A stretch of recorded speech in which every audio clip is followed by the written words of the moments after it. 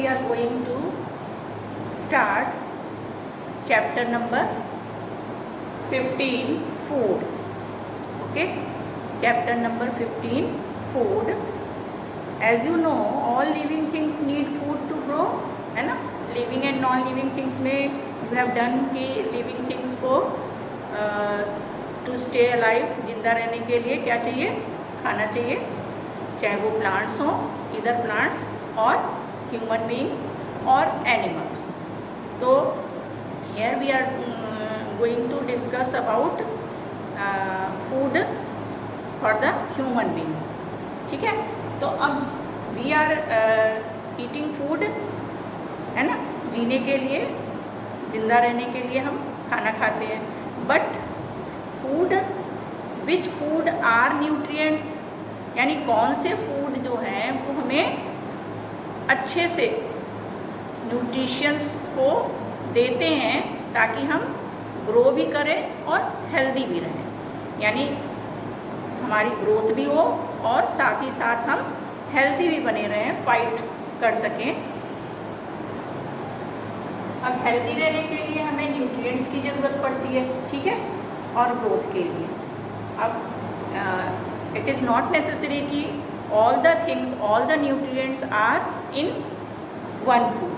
किसी एक food item में ये ज़रूरी नहीं है कि सारी चीज़ें हमें एक साथ मिल जाएं. पहले तो फर्स्ट यू नो कि what are nutrients. Nutrients are the component things, food substances which are required by our body are called nutrients. Nutrients किसको कहते हैं? वो food substance जिसमें जो हमारी बॉडी के लिए nutrients देता है. अब वो nutrients किस किस फॉर्म में हो सकते हैं? तो यहाँ पे nutrients और food component कौन कौन से होते हैं, किस किस फॉर्म में nutrients मिलते हैं? They are carbohydrates, vitamins, proteins and fats. इस फॉर्म में हम न्यूट्रिएंट्स को लेते हैं अपने बॉडी में, ठीक है. और ये हमें डिफरेंट तरीके से, अपने तरीके से हमारा ग्रोथ करते हैं, कंप्लीट ग्रोथ करते हैं, ठीक है. तो कार्बोहाइड्रेट्स जो कि सबसे ज़रूरी है हमारे लिए, क्योंकि ये हमें क्या देता है, एनर्जी. कार्बोहाइड्रेट से हमें क्या मिलती है, energy to work and play. किसी भी काम को करने के लिए हमें एनर्जी की ज़रूरत पड़ती है ना. तो कार्बोहाइड्रेट्स जो है वो हमें एनर्जी देता है. अब वो कार्बोहाइड्रेट्स किन किन फूड आइटम्स में मिल सकते हैं? They are wheat, rice and potatoes. यानी कि जो कार्बोहाइड्रेट का जो मेन सोर्स है वो किस में है? व्हीट में, जो हम चपाती खाते हैं व्हीट की, राइस, चावल जो आप खाते हो, एंड पोटैटोज यानी आलू. इनमें हमें पूरी तरह से कार्बोहाइड्रेट्स मिलते हैं. इसीलिए हमें दिन भर में राइस और चपाती खाना कहते हैं कि ज़रूरी है. आप लोग जंक फूड खाते हो, वो नहीं कोई फ़ायदा करता, ठीक है ना. चपाती खानी चाहिए, राइस खाना चाहिए, जिससे हमें एनर्जी, क्योंकि आपको भी वर्क करना होता है, खेलना भी है, दौड़ना भी है, पढ़ाई भी करनी है, तो उसके लिए हमें एनर्जी चाहिए. नेक्स्ट आता है वाइटमिन्स. वाइटमिन्स से हमें क्या, किस चीज़ के लिए ज़रूरत पड़ती है वाइटमिन्स की? For what? Fight against germs, यानी कि हमें बीमारी से बचाता है. हमारे शरीर में क्या देता है? ताकत देता है लड़ने की. किससे? जर्म्स से. क्योंकि are environment is not pure, it is near about polluted, है ना. बहुत सारे इसमें जर्म्स होते हैं, बहुत सारी चीज़ों में जर्म्स होते हैं. तो उसके लिए हमें वाइटमिन्स की ज़रूरत पड़ती है ताकि हम बीमारी से लड़ सकें. अब ये वाइटमिन्स के सोर्सेज क्या हैं? Fruits, vegetables and nuts. यानी कि हमें वाइटमिन लेने के लिए, अपनी बॉडी में लड़ाई करने के लिए, बीमारी से बचने के लिए फ्रूट्स खाना चाहिए, वेजिटेबल्स खाना चाहिए, जो कि आप लोग नहीं खाते, है ना. बच्चे अवॉइड करते हैं वेजिटेबल्स खाने से. और नट्स, नट्स मतलब जो ड्राई फ्रूट्स होते हैं, नट्स जैसे बादाम, है ना, और अखरोट, काजू, दीज आर नट्स, मूंगफली इवन। तो दीज आर नट्स जो कि वाइटमिन्स के सोर्स हैं। नेक्स्ट आता है प्रोटीन कंपोनेंट में, फूड कंपोनेंट में अगला आता है प्रोटीन। अब प्रोटीन्स से हमें क्या होता है हमारे शरीर को, प्रोटीन क्यों ज़रूरत पड़ती है हमारी बॉडी को? क्योंकि ये बॉडी बिल्डर है, यानी हमारे बॉडी के मसल्स को बिल्डअप करता है, हमारी ग्रोथ को स्ट्रॉन्ग बनाता है, हमारी बॉडी को स्ट्रॉन्ग बनाता है, मसल्स को ग्रो स्ट्रॉन्ग करता है ना, ताकि हम ताकत रहे हमारे में। तो उसके लिए ये जो प्रोटीन्स हैं इनके सोर्सेस कौन कौन से हैं? दे आर फिश, अगर आप नॉन वेजिटेरियन हो तो फिश खा सकते हो।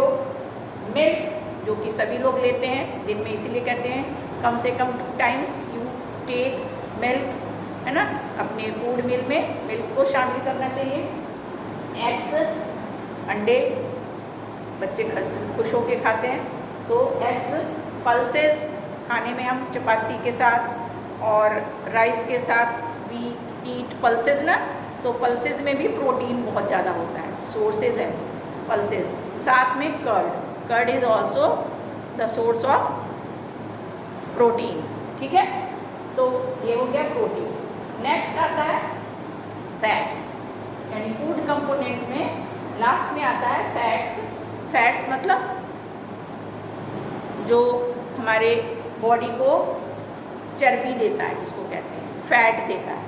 तो ये क्यों ज़रूरी है हमारे बॉडी के लिए? ऐसा नहीं कि फ़ैट लेना ही नहीं चाहिए, फ़ैट लेना चाहिए बट लिमिटेड लेना चाहिए। तो why? Because it give us warmness, है ना। फैट अगर हम लेते हैं तो हमारे बॉडी में वार्मनेस रहती है, हमारे बॉडी में ठंड जल्दी महसूस नहीं करती, इसीलिए कहते हैं सर्दियों में हमें फ़ैट ज़्यादा लेना चाहिए, फैटी चीज़ ज़्यादा खानी चाहिए, है ना। तो फैट से हमें बॉडी को वार्म मिलता है। उसके बाद अब इनके सोर्सेज क्या हैं फैट के, आपको हालांकि पता होगा। चीज़ सभी पसंद करते हैं, है ना, चीज़, घी, शुद्ध घी, है ना, एंड बटर, ये जो है ये फैट के सोर्सेज हैं। These are the sources of fat. तो इस तरह से हम कह सकते हैं कि न्यूट्रिएंट्स और फूड कंपोनेंट्स में जो जिनसे हमें न्यूट्रिएंट्स मिलता है खाने में, उनके जो सोर्सेज हैं किस किस चीज़ से हमें मिलते हैं। कार्बोहाइड्रेट हमें ज़रूरी है लेना अपने फूड में। आगे हम बैलेंस डाइट की बात करेंगे, तो हमारे खाने में कार्बोहाइड्रेट्स होने चाहिए, वाइटामिन्स होने चाहिए, प्रोटीन्स होने चाहिए, फैट होने चाहिए, तभी हमारी बॉडी पूरी तरह से ग्रो करेगी और हम बीमारी से लड़ने के लिए तैयार हो जाएंगे, हमारा बॉडी बिल्डअप अच्छा से होगा और हम अपने आप को ठंड से बचा सकेंगे। Our next topic is roughage and water related to food chapter. पहले हमने बात की न्यूट्रिएंट्स की, अब उसके सोर्सेज क्या हैं, क्यों लेना चाहिए। Now we will discuss roughage and water. This is also very important thing which we have to take in our daily life as a food or as a water. Roughage, what is roughage? Roughage means fibrous substance are called roughage, जिसमें fibre होता है, ऐसा substance, ऐसी चीज़ जिसमें कि roughage होता है, उसको बोलते हैं। ऐसे चीज़ों को जिसमें फाइबर हो उसको हम रफेज बोलते हैं, या जिसमें रफेज हो उसको फाइबर बोलते हैं। सेम थिंग होता है। अब ये हमें ज़रूरी क्यों है, क्यों ज़रूरी है लेना बॉडी में, खाने में? तो it remove solid waste from our body. जो हम खाना लेते हैं in the form of chapati, rice and different things, even fat, है ना, पल्सेस, प्रोटीन्स, तो जो चीज़ें हम अपने खाने में शामिल करते हैं, अगर हम roughage, if we are not taking in a good amount of roughage, then we have problem. किस तरह की प्रॉब्लम?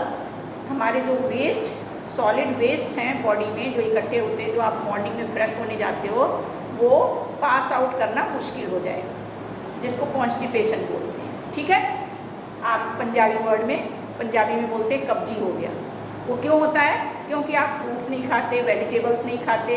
अगर आपकी प्रॉपर वेस्ट बाहर नहीं निकलेगा बॉडी से तो you are sick, you are getting sick.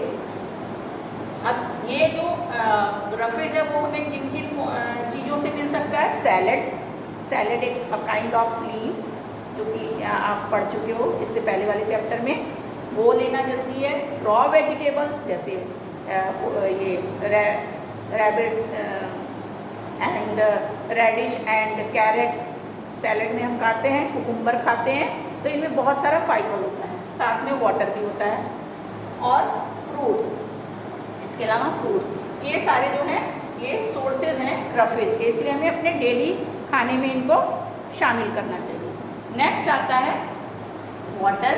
3/4 of body is made up of water.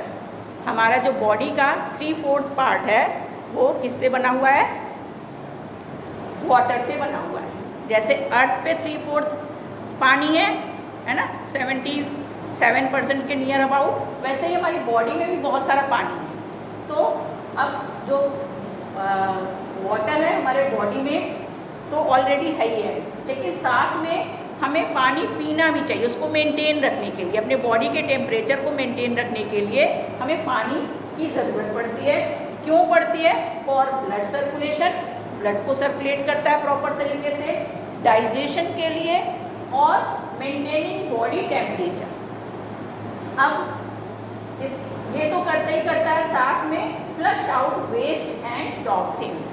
इसके अलावा ये जैसे फाइबर जो है वो फाइब्रस सब्सटेंस जो है हमारे बॉडी के वेस्ट को, सॉलिड वेस्ट को निकालता है, ये लिक्विड वेस्ट को निकालता है। पानी जो है वो जो हमारे शरीर में जहरीली चीज़ें बन जाती हैं ना, गुस्सा होते हैं तब निकलता है, बहुत सारी चीज़ें आगे चल करके आप पढ़ोगे, बहुत सारी ऐसी चीज़ें हैं जब हम नॉर्मल से हट करके होते हैं, घबराते हैं, गुस्सा होते हैं, तो और साथ में अगर हम कोई ऐसी चीज़ खा लेते हैं उसमें से भी बहुत सारे टॉक्सिन्स निकलते हैं। Toxins means poisonous substance. तो उसको निकालने के लिए, उसको पास आउट करने के लिए, फ्लश आउट करने के लिए वाटर की ज़रूरत पड़ती है। Okay, balance diet. Our next topic is balance diet. Balance diet का मतलब क्या होता है? First you know what is the meaning of balance diet. Diet which has all the nutrients in a proper amount। वो डाइट जिसमें कि सारे न्यूट्रिएंट्स, यानी उसमें कार्बोहाइड्रेट भी हो, उसमें प्रोटीन भी हो, उसमें फैट भी हो, उसमें रफेज भी हो, उसमें वाइटमिन्स भी हो और प्रॉपर अमाउंट भी। ये नहीं कि बहुत सारा घी लेके बैठ गए, बहुत सारा हम एग लेके बैठ गए खाने में अपने। सब कुछ all the nutrients in a proper amount, यानी कि एक प्रॉपर अमाउंट में जब हम अपने डाइट में इन चीज़ों को शामिल करते हैं, सभी न्यूट्रिएंट्स को, तो that is called balance diet. Okay, अब हमें क्यों लेना चाहिए balance diet? Why we should take balance diet? Because it help us to grow, क्योंकि ये हमें बड़े होने में हेल्प करता है। क्या? Balance diet. इसके अलावा किस किस रूप में ग्रो करने में हेल्प करता है? किन किन फॉर्म्स में हेल्प करता है? Properly healthy, strong, active. It helps us to grow properly healthy, strong and active. अगर हम खाने में अपनी डाइट में, मील में सारी चीज़ों को शामिल करते हैं, इंक्लूड करते हैं, जब हम अपनी प्लेट लेके बैठते हैं खाने की, तो उनमें प्रोटीन्स भी हो, यानी एग भी हो या कर्ड हो। ज़रूरी नहीं है कि एग भी ले लें, फिश भी ले लें, कर्ड भी ले लें, थोड़ा सा कुछ भी। साथ में 2 चपाती हो, थोड़ी सी राइस भी हो। ये नहीं कि केवल चपाती खाए जा रहे हैं, केवल राइस खाए जा रहे हैं। थोड़ी सी चपाती हो, थोड़ा सा राइस हो, पल्सेस हो, दालें, है ना, कोई सी भी दाल, मूंगी दाल, अरहर की दाल, है ना, कोई भी दाल। इसके अलावा सैलेड भी हो, उसमें थोड़े से रॉ वेजिटेबल्स भी हों, यानी कि हम रेडिश और कैरेट भी ले सकते हैं, कुकुम्बर भी ले सकते हैं। इन सबको सैलेड फॉर्म में अपने डाइट में शामिल करें। और साथ में फैट भी ले लें, थोड़ा सा घी ले लें, बटर ले लें, चीज़। ये नहीं कि सारे फैट एक साथ लेके बैठ जाए, तो दैट इज़ नॉट हेल्दी और बैलेंस डाइट, है ना। In a proper amount when we take all the nutrients then that is called balance diet. अब इससे हमें क्या क्या मिलता है? हम हेल्दी रहते हैं, प्रॉपरली स्ट्रॉन्ग बनते हैं, एक्टिव बनते हैं और पूरी तरह से बीमारी से फ्री रहते हैं, यानी कि हमें जल्दी से बीमारी नहीं लगती। अब आते हैं नेक्स्ट टॉपिक पे, staying healthy. Okay, staying healthy का मतलब होता है कि we need to look after, है ना। हमें अपने बॉडी को लुक आफ्टर करने के लिए, देख रेख करने के लिए और अपने बॉडी को अच्छे से प्रॉपरली वर्किंग करने के लिए, वर्क करने के लिए कि हम अच्छे से चल सकें, भाग सकें, दौड़ सकें, पढ़ सकें, हमें क्या चाहिए? कुछ एक्सरसाइजेस। हम प्रॉपर बैलेंस डाइट तो ले रहे हैं और हम खूब सो रहे हैं। If we are taking balance diet and we are not doing any kind of exercise और we are not taking enough water, है ना, liquid things, then we will get sick, हम बीमार पड़ जाएंगे, हम पूरी तरह से हेल्दी नहीं रहेंगे, हमारी बॉडी स्ट्रॉन्ग। हम इनटेक तो कर रहे हैं प्रोटीन बॉडी बिल्डिंग के लिए, है ना, बट हम जो है कोई एक्सरसाइज नहीं कर रहे हैं, तो क्या होगा?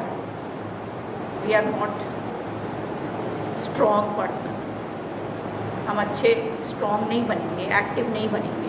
तो फॉर दिस स्टेइंग हेल्दी, यानी कि हमें हेल्दी रहने के लिए कुछ बातों को, कुछ पॉइंट्स को ध्यान में रखना चाहिए। Remember these points. Eat balance diet, सबसे पहले तो हमने बताया कि बैलेंस डाइट लेना चाहिए, चलो ले लिया। देन एक्सरसाइज डेली, डेली हमें एक्सरसाइज करना चाहिए, चाहे वो योगा कर लो, चाहे वो कोई अभ्यास कर लो, चाहे आप डांस के फॉर्म में कर लो या वॉक कर लो, किसी भी फॉर्म में आपको एक्सरसाइज जरूरी है। Then sleep at least 8 hours in a day, हमें पूरे दिन में मिनिमम कितने घंटे सोने चाहिए? 8 आवर्स। ये भी नहीं कि हम 20 घंटे सो रहे हैं, हम 15 घंटे सो रहे हैं। एक अडल्ट पर्सन के लिए, एक मैच्योर पर्सन के लिए और इवन आप लोगों के लिए भी कम से कम 8 घंटे से 10 घंटा, बच्चे हैं तो 10 आवर्स भी सो सकते हैं, बट अडल्ट के लिए 8 आवर्स, ना इससे ज़्यादा ना इससे कम। 8 से 9 हो सकता है, 8 से 7 हो सकता है, बट 8 से 5 और 6 नहीं होगा, 8 से 11, 12 नहीं होगा। Then we are not staying healthy, ठीक है ना। तो हमें कितना सोना चाहिए? 8 घंटे दिन में, फिर हम हेल्दी रहेंगे। Drink 8 to 10 glass of water. Next point है कि हमें अच्छा खाना खाना चाहिए, बैलेंस डाइट लेना चाहिए, एक्सरसाइज लेना चाहिए, और अगर हम पानी नहीं पी रहे हैं तो हम हेल्दी नहीं रहेंगे। तो we should take 8 to 10 glass water daily, यानी 8 से 10 ग्लास पानी हमें रोज़ पी लेना चाहिए। तभी हमारे जो टॉक्सिन्स हैं अपने बॉडी में, जो वेस्ट मटेरियल है हमारी बॉडी में, जिसका कोई लेना देना नहीं है, खून ब्लड भी नहीं बना रहा है, वो हमें किसी तरह से कोई फ़ायदा नहीं दे रहा है, उल्टा नुकसान कर रहा है, तो हमें उसको वॉश आउट करना है। उसके लिए हमें पानी पीना जरूरी है। And very important point last, wash your hands. हम अपने हाथ को, आजकल तो कोरोना चल रहा है और भी ज़्यादा हाथ को 10 बार धोने को डॉक्टर्स बोलते हैं, है ना। तो wash your hands before eating, यानी खाने से पहले हमें अपने हाथों को धो लेना चाहिए। And after going to toilet, यानी कि जब हम टॉयलेट जाते हैं वहाँ से आने के बाद भी अपने हैंड को वॉश करना चाहिए। खाने से पहले करना चाहिए, ज़रूरी है ना।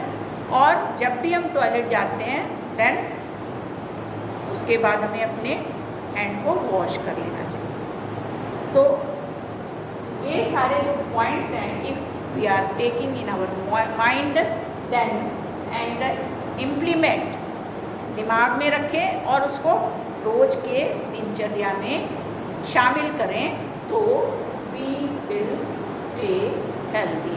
तो हम क्या रहेंगे? हेल्दी रहेंगे। ठीक है। Next topic is food borne illness.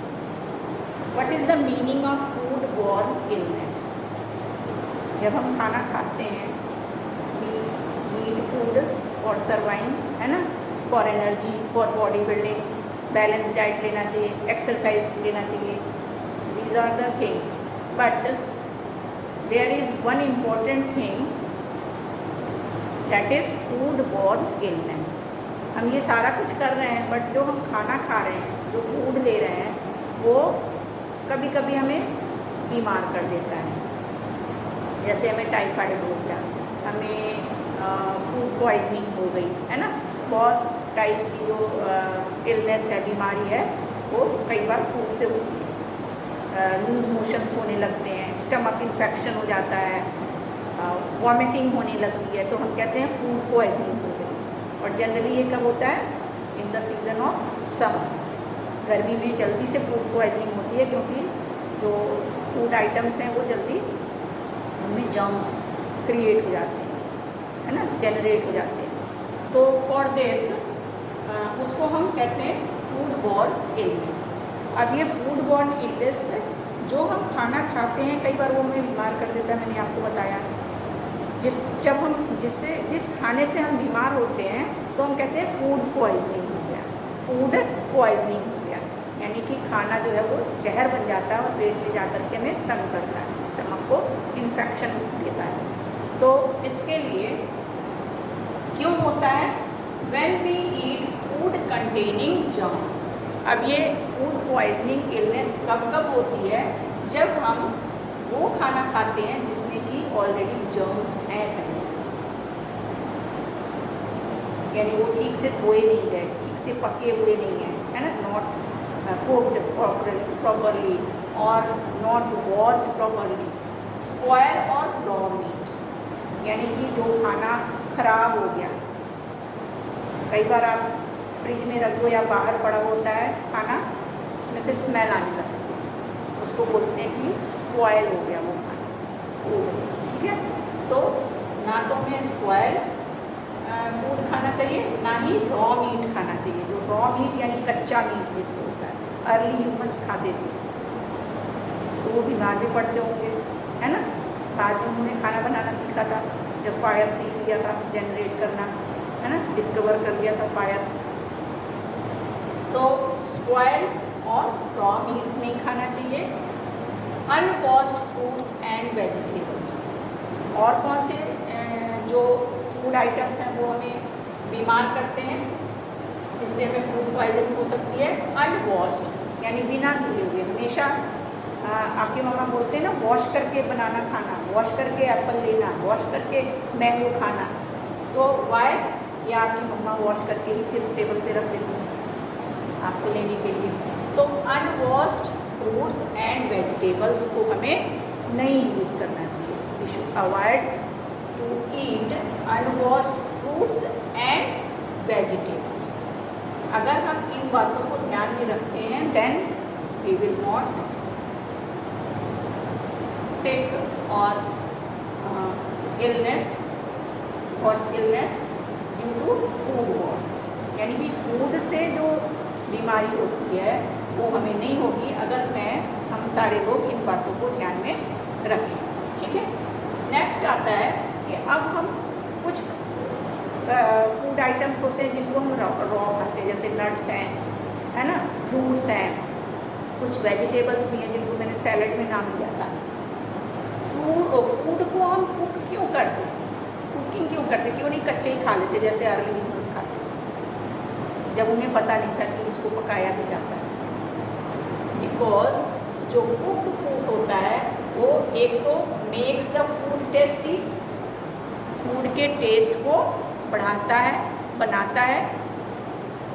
Then next, easy to chew and digest. Cook करने के बाद जो फूड आइटम होते हैं वो सॉफ्ट हो जाते हैं। जैसे आप फिर मैं जाती हूँ आपके बिगिनिंग ऑफ टाइम चैप्टर पे, अर्ली ह्यूमंस ने जब आग जलाना सीख लिया था, देन दे सिटिंग बिहाइंड, चारों तरफ आग के वो बैठ गए थे। After then they are eating raw flesh, और वो सडनली गिर गया उस आग में, and after then they are taking out the that raw flesh. तो उसमें क्या मिला उनको, वो सॉफ्ट हो गया पहले से, है ना। जो हार्ड वो खाते थे वो सॉफ्ट हो गया और टेस्टी भी हो गया। इसीलिए कहते हैं कि मेक्स द फूड टेस्टी, क्योंकि कुक्ड फूड जो होते हैं वो खाने को टेस्टी बनाते हैं, easy to chew and digest. जब हम सॉफ्ट चीज़ खाएंगे तो वो हमारी जो अंदर बॉडी में जो सिस्टम है डाइजेशन का, उसको भी हेल्प मिलती है, ईजिली डाइजेस्ट हो जाता है। यानी कि डाइजेशन का मतलब कि जो खाना ब्लड में जाना चाहिए उससे ब्लड बन जाता है, एनर्जी मिल जाती है। जो वेस्ट में जाना चाहिए वो वेस्ट में चला जाता है। थर्ड आता है kills the germs. Cooked food होगा तो उसमें गर्मी से उसके जो जर्म्स होते हैं वो मर जाते हैं। इसीलिए कहते हैं रॉ वेजिटेबल या अनवॉश्ड वेजिटेबल। रॉ भी है, अगर वॉश भी किया हुआ है तो कई बार उस पर जर्म्स रह जाते हैं, तो इसलिए उसको कुक करके अगर हम खाते हैं तो it kills the germs. Now I am going to tell you few methods of cooking food. Okay? यानी कि कुक करने से फूड में क्या फ़र्क पड़ता है, क्या डिफरेंस आता है। अभी आपको बताया कि डाइजेशन में ईजी हो जाता है, चूइंग में यानी हम उसको खाने में ईजी हो जाता है, सॉफ्ट हो जाता है ना, जर्म्स किल हो जाते हैं। अब कुछ मेथड्स हैं जिनसे कि हम फूड को कुक करते हैं। यानी आपकी मम्मा खाना बनाती होंगी किचन में, ठीक है ना, तो कई बार कुकर की स्टीम बचती है, कुकर में खाना बनाती है ना, तो उसकी विसल की आवाज़ आती है आपको। कई बार कोई चीज़ फ्राई करते हैं उसकी आवाज़ आती है। तो different methods for cooking food. One method is boiling. जैसे फॉर एग्जांपल पोटैटोज़ को बॉयल कर देते हैं, फिर हम खा लेते हैं, सॉफ्ट हो जाता है। एग को बॉयल करते हैं।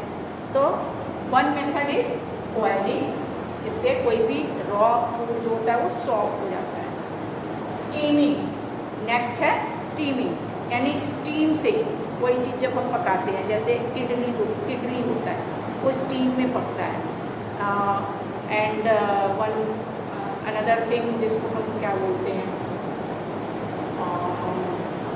चलो याद आएगा, रोस्टिंग। रोस्ट करके कोई चीज़ बनाते हैं, ठीक है ना। रोस्ट करके जब हम कोई चीज़ को बनाते हैं तो रोस्टिंग मेथड हो गया। ये ज़्यादातर रोस्टिंग मेथड जो है वो रेस्टोरेंट और एंड होटल्स में यूज़ करते हैं। ग्रिलिंग, जब हम कोई चीज़ ग्रिल पे बनाते हैं, ओवन में हम ग्रिल पे कोई चीज़ को बनाते हैं, ग्रिलिंग, है ना। या ये नॉन वेज जो ईटिंग मटेरियल्स होते हैं उनको ग्रिल्ड कर देते हैं खाने के लिए, वो सॉफ्ट हो जाता है। बेकिंग, बिस्किट्स हैं, केक हैं, इनको क्या करते हैं, बेक करते हैं, तो बेकिंग। स्मोकिंग, ये आपके लिए थोड़ा सा नया होगा। स्मोकिंग मेथड भी है कुकिंग का, ये इंडियंस कम यूज़ करते हैं, बाहर में या रेस्टोरेंट एंड होटल्स में यूज़ किए जाते हैं। स्मोकिंग, धुएँ से कोई चीज़ को पकाते हैं, तो that is known as smoking method. तो mainly these are the method for cooking: boiling, steaming, roasting, grilling, baking